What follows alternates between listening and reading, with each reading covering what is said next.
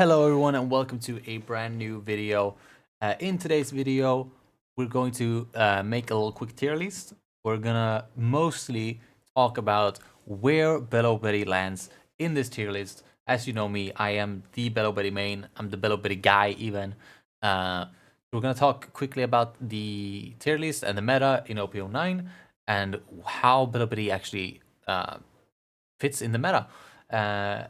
Me myself, I've been a Belo Betty main since OP-05, and just recently I started climbing the ranked ladder on Eastern, and I'm actually currently third on the ladder.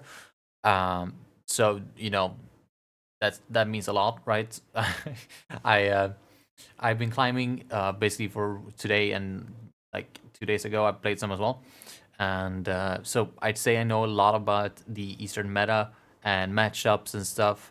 And so we'll make a quick tier list, and we'll talk about Belo Betty, and it's gonna be sick. All right, so I just made a quick tier list. I mean, this is not gonna be the most accurate ones. This is also just here because I'm gonna move it.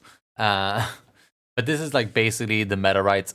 Nothing in particular order in the actual tiers, but we have like a fairly thing. Like this is just everyone else readers.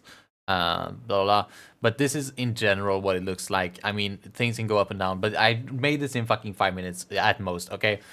So what we're going to be talking about today in general is Belo Betty, right? And where does Belo Betty go? Is it as like everyone says, or is it actually S tier, but nobody expects it? So let's start talking about the leaders, right? And the matchup that Belo Betty has. Doflamingo, obviously, like this is like best deck informer, right? It's like this for Blackbeard, right?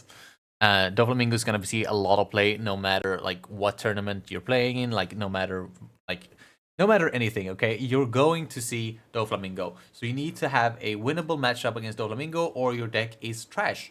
Period. And we do. Don't worry, we do. Doflamingo can be a bit odd. Basically, they play their characters rested, right? So you can swing into them, which means you're either gonna get cards or you're gonna get a body, right? Like you're removing that shit, or you're getting cards out of your opponent's hand, no matter what, which can be really powerful. The problem is that when Doflamingo sees a lot of forecast law, and they can start bouncing your shit. They see Jimbei into law. They see Jimbei into like boas and stuff. You know, if they see their shit, like they're gonna win, right? This deck is just insanely strong. It's insanely fast. Luckily, Belo Betty is faster. If I were to say, I would say that this is kind of a toss-up, but I would say it's Belo Betty favored. They're always going to let you go second, which means that you're going to be able to do double body into Ivankov on the next turn into Karasu, and then you can just keep spamming up board, right? They spam up board too, but in my opinion, we do it even better than they do. We're less consistent, but the fact that like their leader ability compared to ours means that us going wide is going to be much stronger than them going wide, right?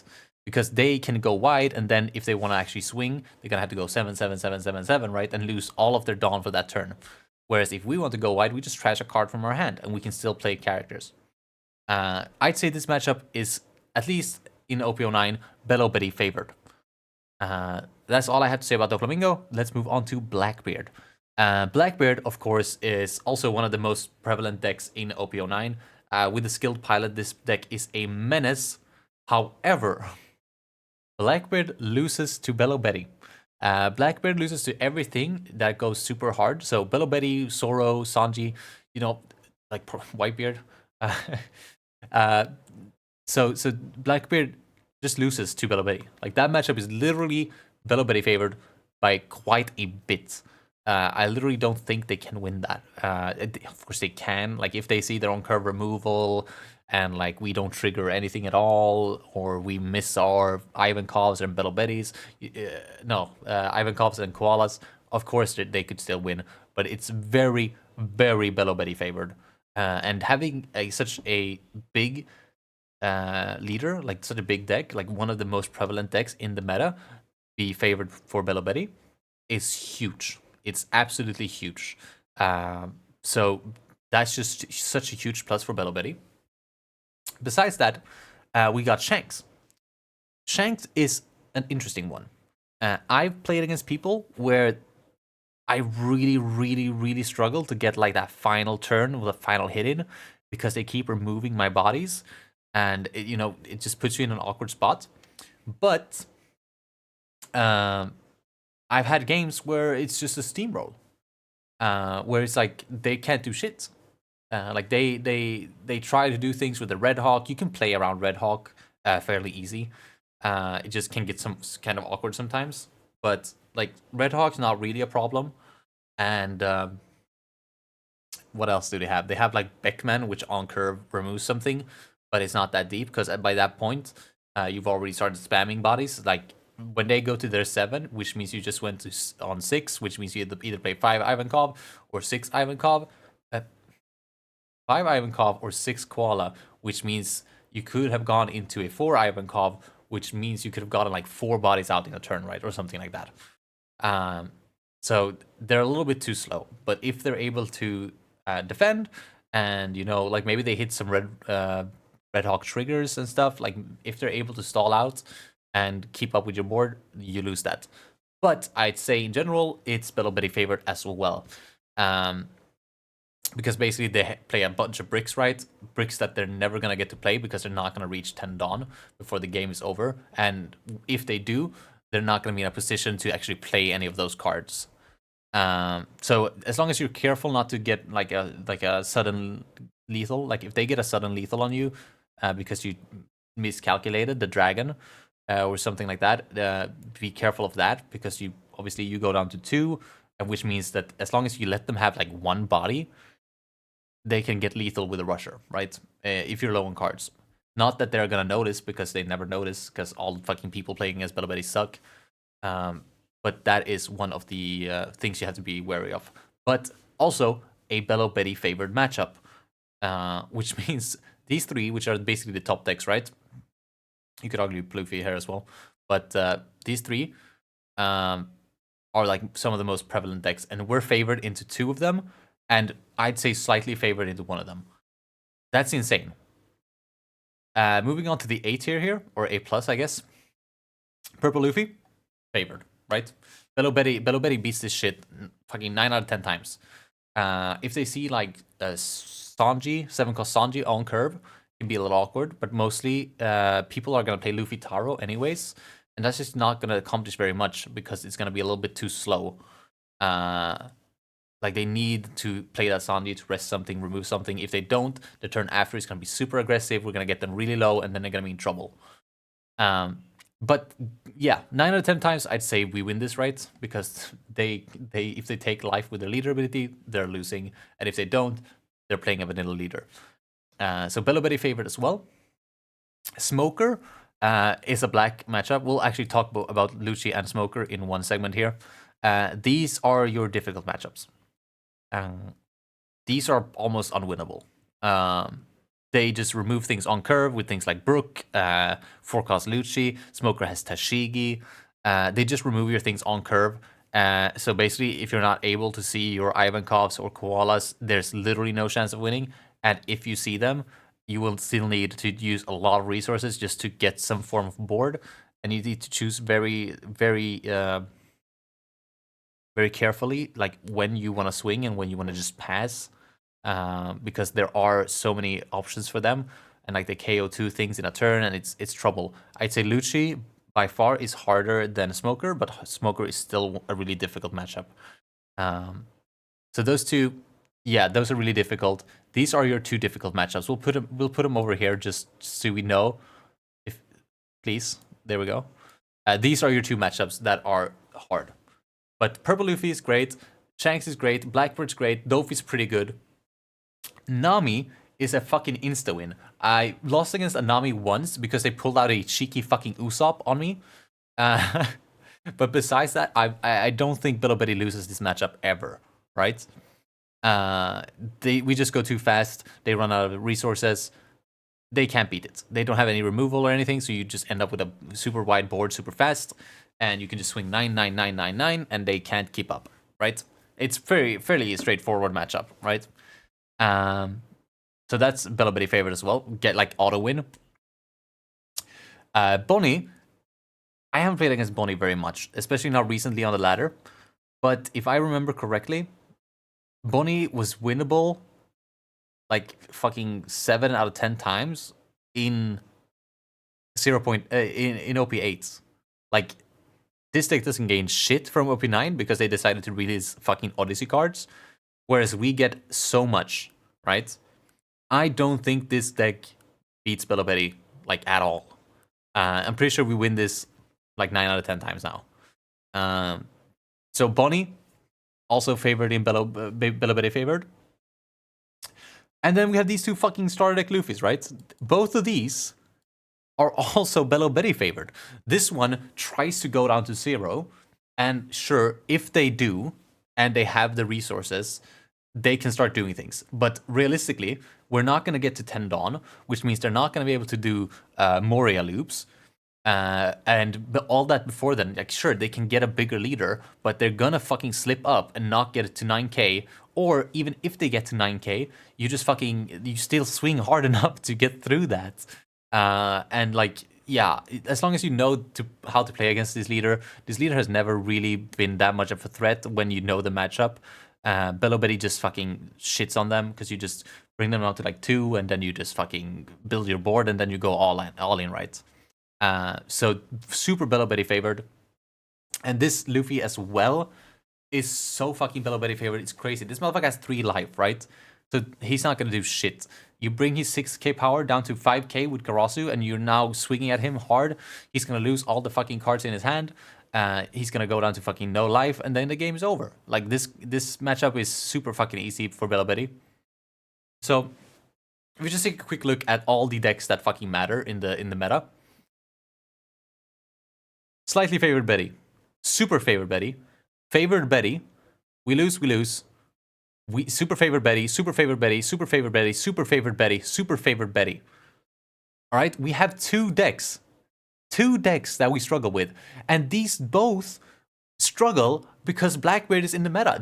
Both of these are not going to be fucking played. And if they're going to be played, they're going to be played not enough for you to actually have to worry about it in a tournament.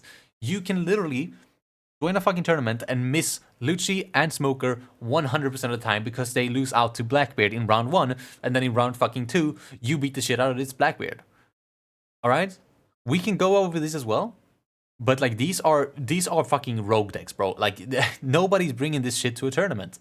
Sorrow, sure, you're bringing that. This is a fucking toss-up. Like, like, if we trigger something, we win. If we don't, like, it's just aggro versus aggro, right?